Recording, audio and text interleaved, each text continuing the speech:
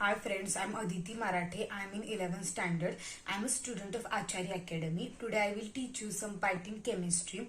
This part is based on quantum numbers and various types of quantum numbers and how to calculate the values of quantum numbers. So we will start. Quantum number. So what is mean by quantum number? Quantum number means the set of numbers used to describe the position and location of an electron in an atom is called quantum number. म्हणजे quantum number म्हणजे असे number की जे आपल्याला item मध्ये इलेक्ट्रॉनची नेमकी position किंवा लोकेशन कसं आहे हे दाखवतात. त्या नंबरला क्वांटम नंबर्स असे म्हणतात. Namely there are 4 types of quantum number. First principal quantum number, it is denoted by N. Second, azimuthal quantum number, it is denoted by L. Third, magnetic quantum number, it is denoted by M. Fourth, spin quantum number, it is denoted by M. आता या चारही quantum नंबरचा अभ्यास केला आपल्याला इलेक्ट्रॉनची नेमकी position item मध्ये कुठे आहे हे समजतं. आता इलेक्ट्रॉन कुठे प्रेझेंट असतो? इलेक्ट्रॉन ऑर्बिटल मध्ये प्रेझेंट असतो. तर ऑर्बिटल म्हणजे काय? इलेक्ट्रॉन हा न्यूक्लियसच्या अराउंड मध्ये एका सर्क्युलर ऑर्बिट मध्ये फिरत असतो. ही ऑर्बिट सबशेल मध्ये डिवाइड होते आणि सबशेल ऑर्बिटल मध्ये डिवाइड होतो. तर ह्या क्वांटम नंबरचा अभ्यास केला आपल्याला इलेक्ट्रॉन कुठल्या शेल मधल्या, कुठल्या सबशेल मधल्या, कुठल्या ऑर्बिटल मध्ये प्रेझेंट आहे हे कळतं. त्यामुळे आपल्याला इलेक्ट्रॉनची ऑर्बिटल मधली नेमकी पोझिशन, सबशेल मधली नेमकी पोझिशन आणि शेल मध्ये किंवा ऑर्बिट मधली नेमकी पोझिशन कुठं आहे हे आपल्याला क्वांटम नंबरचा अभ्यास केल्यावर समजतं.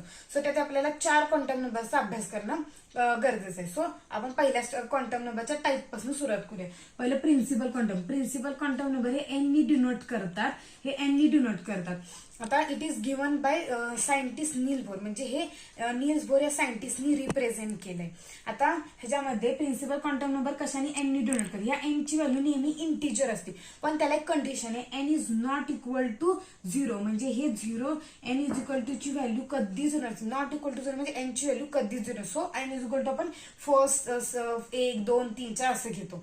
आता ह्या इथं एक चार्ट आहे. ह्या चार्टचा अभ्यास केल्यावर आपल्याला नेमकं हे कळतं नेमकी इलेक्ट्रॉनची प्रिन्सिपल क्वांटम नंबरची प्रिन्सिपल क्वांटम नंबर काय दाखवतं हे समजतं. तर प्रिन्सिपल क्वांटम नंबर रिप्रेझेंट काय करतं? इलेक्ट्रॉन कुठल्या शेलमध्ये, कुठल्या ऑर्बिटमध्ये हे रिप्रेझेंट करतं आणि त्या इलेक्ट्रॉनची साईज म्हणजे त्या इलेक्ट्रॉनची जे ऑर्बिटलमध्ये राहतो त्या ऑर्बिटलची साईज कशी आहे हे समजतं. म्हणजे त्या ऑर्बिटच्या शेलची किंवा त्या ऑर्बिटची साईज कशी आहे हे समजतं.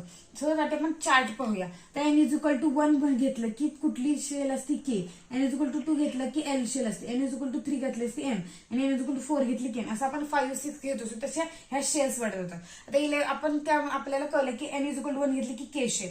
सो आता एन इज इक्वल टू 2 घेतली की एल शेल. पण एन इज इक्वल टू 0 का नाही घेतलं? कारण 0 it is not equal to, म्हणजे N is equal to 0 it is not possible. तर एन इज इक्वल टू 0 नाही घ्यायचं. त्यामुळे स्टार्ट त्याची फर्स्ट पासून करायची. सो आता इलेक्ट्रॉनची आपल्याला शेलमध्ये कुठल्या ऑर्बिटमध्ये ते समजलं. नंतर आपण इलेक्ट्रॉनचं साईज कशी आहे म्हणजे कशी या क्वांटम नंबर आपल्याला कसं कळतं ते बघूया. आता इलेक्ट्रॉनची साईज कसं कळतं? इलेक्ट्रॉनची के शेलची साईज छोटी असते, त्यापेक्षा एल शेलची साईज मोठी असते, त्यापेक्षा एन शेलची साईज मोठी असते, एन शेलची त्यापेक्षा मोठी. म्हणजे साईज कशी वाढत जाते, साईज कशी वाढत जाते?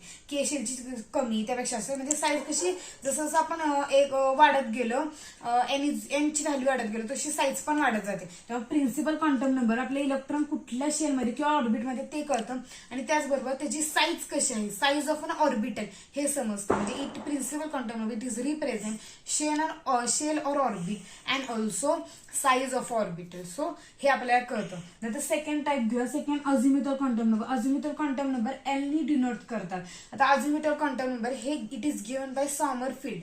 म्हणजे हे सॉमरफिल्ड सायंटिस्टनी रिप्रेझेंट केले. आता अझिमुथल क्वांटम नंबर काय दाखवतं? अझिमुथल क्वांटम नंबर इलेक्ट्रॉन कुठल्या सबशेलमध्ये हे दाखवतं आणि त्याचबरोबर त्याचा शेप कसा आहे, त्या ऑर्बिटल शेप ऑफ ऑर्बिटल आपल्याला दाखवतं. आता कुठला शेप कसं आपल्याला सबशेल तर माहिती एसपीडीएफ या नावाने सबशेल ते डिनोट करतं. तो त्या एसचा कुठला शेप, पीचा कुठला शेप ते बघूया आपण. आता एल इज इक्वल टू 0 ही जी व्हॅल्यू 0 पासून चालती. ह्याची value L is equal to 0 म्हणतो. कुठली सबशेल? 0 म्हटलं की एस सबशेल, 1 म्हटलं की एल इज इक्वल टू 1 घेतलं की P subshell, L is equal to 2 घेतलं की डी सबशेल आणि एल इज इक्वल टू 3 घेतलं की एफ सबशेल. आता ह्याचा शेप कसा आहे? पहिल्यांदा आपण शेप कसा आहे, नंतर कसा आहे बघा, नंतर सबशेल बघा. पहिल्यांदा शेप कसा आहे? एसचा स्पेरिकल शेप आहे. स्पेरिकल म्हटलं की असं गोल असतो. नंतर पीचा डंबेल शेप आहे. डंबेल म्हटलं की असं असं काढायचं. नाहीतर डबल डंबेल मध्ये असं काढलं फक्त ते 2 काढायचे, 4 काढायचे, म्हणजे एकूण 4 असे काढायचे. नंतर 3 एल म्हटलं की एल इज इक्वल टू 3 म्हटलं तर कुठली सबशेल आली, एफ सबशेल. मग ह्याचा शेप कसला तर कॉम्प्लिकेटेड, म्हणजे खूप त्यात फोल्डेड असतात, जास्तीत जास्त 8 फोल्ड असतात, जसं 8 फोल्ड काढायचे. म्हणजे एस साठी कुठला सबशेल शेप स्पेरिकल, पी साठी डम्बेल, नंतर डी साठी डबल डम्बेल असतात, आणि एफ साठी कुठला शेप असतो कॉम्प्लिकेटेड. म्हणजे त्यामुळे आपलं सबशेल वळणं त्याचा सबशेल वळणं, त्यामुळे आपल्याला ह्याच्यावरनं subshell L is equal to 0 म्हटलं की एस सबशेल, त्याचा शेप कुठला असतो spherical. N is equal to म्हटलं पी म्हटलं की डबल डम्बेल. त्यामुळे आपल्याला अजून तर क्वांटम नंबरनं शेप तय केलं, नंतर दुसरा सबशेल. तर सबशेल कसं कळतं, तर सबशेल काढण्यासाठी त्यांनी एक फॉर्म्युला दिलाय. तो फॉर्म्युला काय, 0 to n-1. या एनच्या जागी फक्त आपण जी एनची व्हॅल्यू घेतली ती, आता एन इज इक्वल टू 1 घेतलं तर 1 टाकायचं, एन इज इक्वल टू 2 घेतलं 2 टाकायचं. त्यामुळे इथं बघा एन इज इक्वल टू 1 घेतलं तर इथं एलची व्हॅल्यू 0 कसं, इथं फक्त 0 to N is equal to आपण 1 घेतले, त्यामुळे इथं 1 - 1 किती ना 0 ना, त्यामुळे 0 to 0 म्हटलं की इथं किती 0. इथं N is equal to value 0 का नाही घेतली आपण, कारण इथं कंडिशन सांगितली N is equal to N is not equal to 0, त्यामुळे एन इज इक्वल टू 1 घेतली, त्यामुळे एन इज इक्वल टू 1 0. समजा इथं आपण 2 ही टाकली व्हॅल्यू, तर 2 - 1 आहे, म्हणजे 0 to 1 होणार. त्यामुळे 0 आणि 0 to 1 मध्ये 0 पण येतं आणि 1 पण येतं, त्यामुळे 0 आणि 1 येतं. हा, त्यामुळे आता हे फक्त हे एस कसं घेतलं, इथं आपण दिलं एस, इथं घेतलाय, इथं 2p घेतलाय, इथं 2s घेतलाय, कारण इथं 2 आहे, दुसरं एन इज इक्वल टू 2 आहे, त्यामुळे इथं 2 घेतलाय. आणि एस म्हटलं कारण 0 असला की एस सबशेल असते, आणि 1 असला की पी सबशेल, त्यामुळे इथं 2s 2p असेल. तसं इथं 3s 3p 3d 4s 4, हे आपण काउंट या फॉर्म्युला वाईज केलंय. नंतर ह्या सबशेल, आता नंबर ऑफ सबशेल फक्त इथं मोजायचं, इथं 1 असणार, इथं 2 असणार, इथं 3 असणार, 4 असे सबशेल, इथं 4 असणार, अशा आपल्याला सबशेल काढता येतं. त्यामुळे अजून तर क्वांटम नंबर आपल्याला सबशेल पण कळला आणि शेप पण कळला. नंतर तिसरा टाईप कुठला आहे, magnetic quantum number. Magnetic quantum number काय denote, it is denoted by, म्हणजे मॅग्नेटिक क्वांटम नंबर एम या अक्षराने डिनोट करतात. ते कोणी लिंड्या सायंटिस्टनी प्रपोज केले. मॅग्नेटिक क्वांटम नंबर हे लिंड्या सायंटिस्टनी प्रपोज केलं. तर मॅग्नेटिक क्वांटम नंबर ऑर्बिटल कळतं आणि ओरिएंटेशन कळतं. तर ऑर्बिटल म्हणजे काय, it is a 3 dimensional space around the nucleus where the probability of finding electron, म्हणजे न्यूक्लियसच्या भोवतीची जागा, म्हणजे जिथं इथे जे भोवती जागा आहे तिथं ती जागा, त्यात इलेक्ट्रॉनची फाइंडिंगची, म्हणजे इलेक्ट्रॉन सापडण्याची जी क्षमता असते ती असते, त्याला ऑर्बिटल म्हणतात. या मॅग्नेटिक क्वांटम नंबर ऑर्बिटल कळतं. तर ऑर्बिटल म्हणजे ऑर्बिटल कसं काढायचं, तर ऑर्बिटल काढण्याचा फॉर्म्युला दिलाय -L2 + a. या एलच्या जागी फक्त आपण जी व्हॅल्यू घेणार 0 1 2 इथली कुठली व्हॅल्यू घेणार ती फक्त टाकायची, आणि आपल्याला व्हॅल्यू एमची मिळून जाते. तिथं इन्क्लुडिंग 0 म्हटलं, म्हणजे 0चं पण इन्क्लुडिंग 0 म्हटलं तर 0 पण घ्यायचा तिथं. सो आपण घेऊया आता एल इज इक्वल टू 0 टाकलं, 0 to 0 ना, तर इथं 0 ना, इथं 1 टाकलं की -1 to 1, म्हणजे -1 0 1 असं आहे.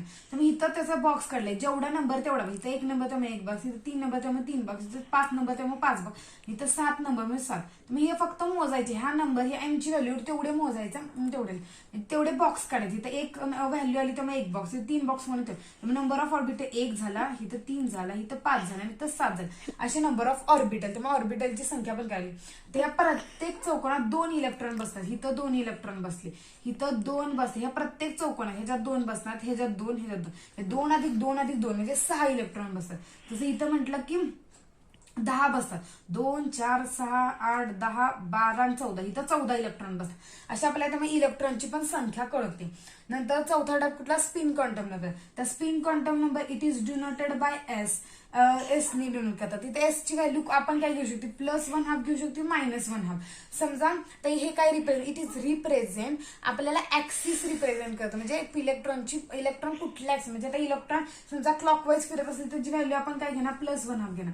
जर अँटी क्लॉकवाईज फिरत असेल तर त्याची व्हॅल्यू -1. इलेक्ट्रॉनची नेमकी पोझिशन कुठं आहे ते कळतो. आता ह्यावरनं आपल्याला कसे क्वेश्चन येऊ शकतात. आता समजा एन इज इक्वल टू 1 असलं तर त्याच्यात सबशेल किती आहेत, एल इज इक्वल टू 0 असलं तर त्याच्यात इलेक्ट्रॉन किती आहेत, हे अशी क्वेश्चन येऊ शकतात. सो मी तुम्हाला काही क्वेश्चन विचार, समजा क्वेश्चन असा पण येऊ शकतो, how many subshell are present in N is equal to 1, असा एक क्वेश्चन येऊ शकतो. First second, how many electron are present in N is equal to 1 म्हटला तर असा प्रश्न विचारू शकतो. समजा तुम्हाला हा टॉपिक जर कळला असेल तर हे जे प्रश्न जे विचारले 2 त्याची उत्तर मला कमेंट बॉक्समध्ये नक्की सांगा. Thank you so much.